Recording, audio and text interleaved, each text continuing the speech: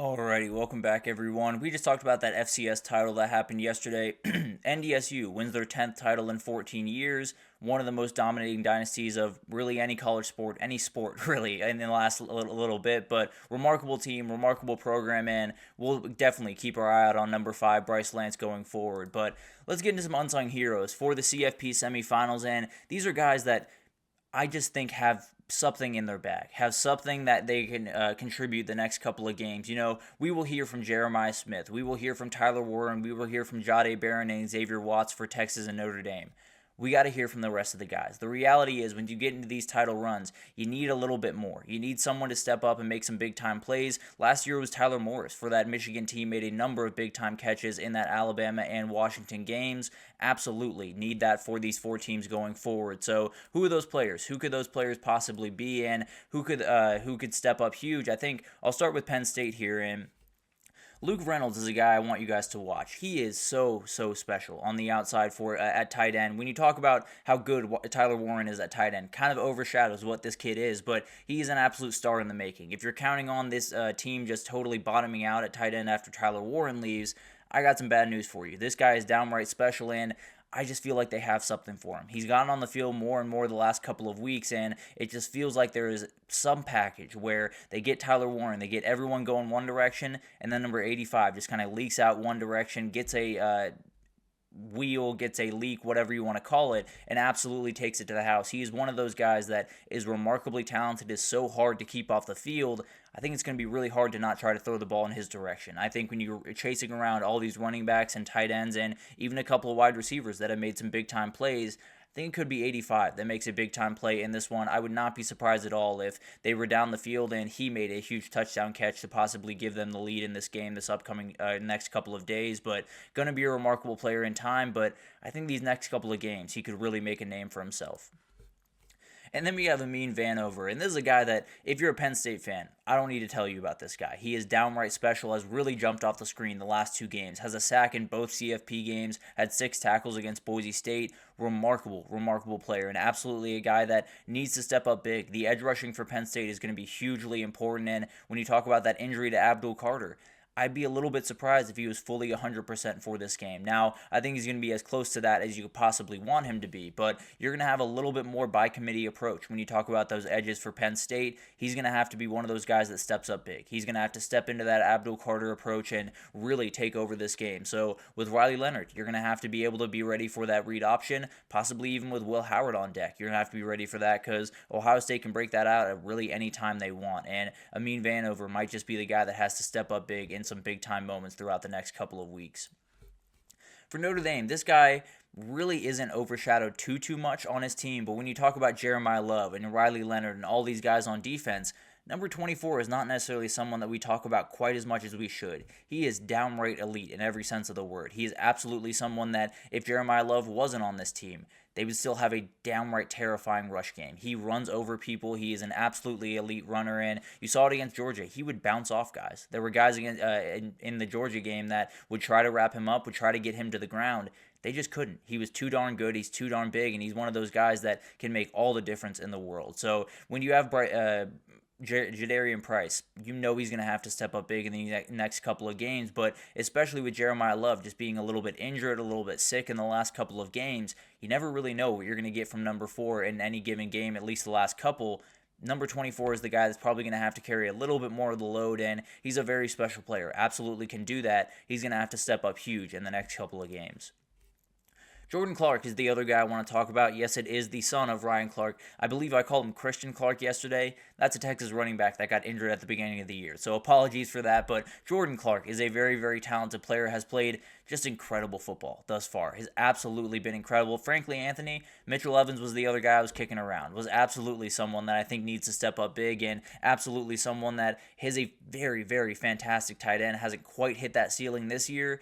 I'd be a little bit surprised if 88 didn't make a couple of plays. So really thought about that one, almost slid him in, frankly. So you were kind of speaking my language there. But Jordan Clark has been incredible in the past games, really since Benjamin Morrison went down, but especially in the last couple of games, has been really incredible. He's going to have his hands full going forward. Obviously, Penn State might be a little bit easier when it comes to the wide receiver realm, but in the reality of a national title, you're going to have dudes all over the field that you're going to have to cover. He's probably going to get someone like Ryan Wingo or someone like Carnell Tate or someone like Emeka Egbuka. When you talk about Ohio State, that's going to be a load to deal with. There's no doubt about that. So Jordan Clark's going to have to make some big plays, and he's going to have to continue to play the elite football that he has been playing the last couple of weeks. Ryan Wingo is the guy I want to talk about for Texas. I thought about the two running backs. I thought about a couple other wide receivers. I thought about Gunnar Helm in this spot, frankly. But Ryan Wingo is a guy I'm interested in, and for really one main reason, more than anything else. When you talk about the Texas run game, it struggled the last couple of games, and every single time it seems to struggle for a long period of time. There feels like there's a moment where Ryan Wingo gets a reverse and takes it 50 yards. There's always been that moment throughout this year where there's always number 5 on a reverse play that can get that run game kind of opened up just a little bit.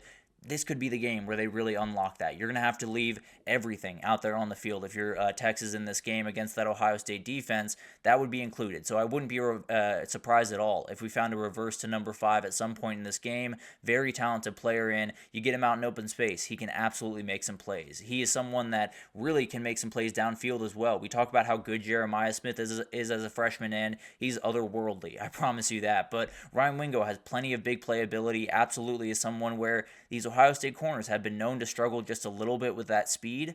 If they can get behind him, especially this kid, they're going to have to hold on to him, and then Davison Igbinosun can get a couple of those pass interference penalties that have kind of plagued him all year. He has all the speed in the world. He has all the size in the world. I think he's one of those guys that they've missed a couple of deep shots to him the first couple of games. I think they're going to hit one in this game against Ohio State. Trey Moore is the other guy I want to talk about. He has gotten better and better as he has gotten on campus for Texas, and you look at him next to Colin Simmons, next to Barron Sorrell, next to Ethan Burke. It's a ridiculous group, edge rushing for Texas, but more importantly to me, I think he's a very smart, very strong, very fast player. He can make all the plays in pass rush, but I think him setting the edge is going to be the most important thing in this game. Him and Barron Sorrell being able to set the edge against these running backs for Ohio State, not let them get outside, is hugely important. We both saw what happened with Travion Henderson when he got loose in that Oregon game. We've seen what can happen with Quinshon Judkins when he gets loose in those games. So keeping everything pinned inside, pushing them back to those defensive tackles is going to be hugely important in that Ohio State game. It's going to come down to Trey Moore, Barron Sorrell, and a couple of those other edge rushers to do that. I think Trey Moore might be the guy that really jumps off the screen in this game. Then you got Ohio State, and you could pick a million guys here because they have a million different playmakers. But Carnell Tate's been just a little bit too quiet the last couple of games to me. Jeremiah Smith this, Emeka Egbuka that. We've been talking about them plenty. Carnell Tate's just waiting to make a big-time play. He has 2 catches and 28 yards in the CFP thus far in those 2 games. Feels like there's a moment waiting for number 17. He's a very, very talented player. Obviously a guy that I think is going to be an absolute star going forward in college football, but the reality is I think he's ready to step into the spotlight. He's made a number of big plays throughout the year. Obviously was huge in I'm blanking on the game. The game against Northwestern, that's what I'm looking for. That game over in Wrigley Field was remarkable in that game. Definitely does need to take a step forward, and I think he could be the guy when you're chasing around number 4 and number 2. Might be number 17 that ends up making you pay. And then Sonny Styles on the defensive side. I thought about giving this to Cody Simon, frankly. Been remarkable on the interior of that defense for Ohio State, but gave this to Sonny Styles for one very simple reason. His coverage has to be elite in the next couple of games because there's going to be moments where he's matched up against a Tyler Warren, possibly in a national title, or possibly a Mitchell Evans, like we were talking about, in a national title.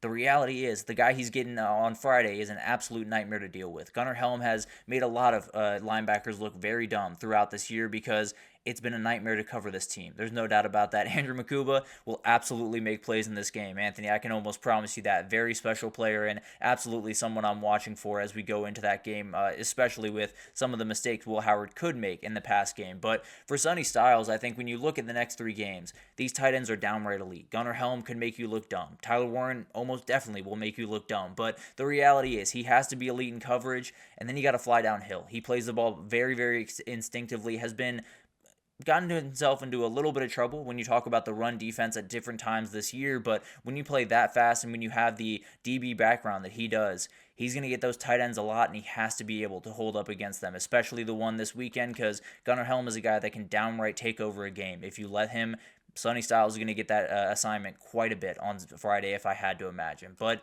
it's going to be awesome to watch these guys really step up, because the reality is, every single time you have to compete for a national title, there has to be someone that gives that one extra inch, that gives that one extra catch, that gives that one extra yard when you very much need it. I think all these guys have the ability to. Jadarian Price might have been a little bit too prominent of a figure to put in there, so maybe Mitchell Evans was a better pick there. But at the end of the day, it'll be awesome to see some of these guys step up huge. I think Jalen Gilbo for Texas is another guy to watch in that slot position at corner. Really remarkable players, really across the field when you talk about the CFP going forward. But let's take our third break here, and when we come back, we got CFP questions. Let's get into all the questions we have, including which coach needs the title the most. I think we all know the answer there. Which player has the most to gain? I very readily knew the answer there. So we'll break it all down right after this, so stick with us.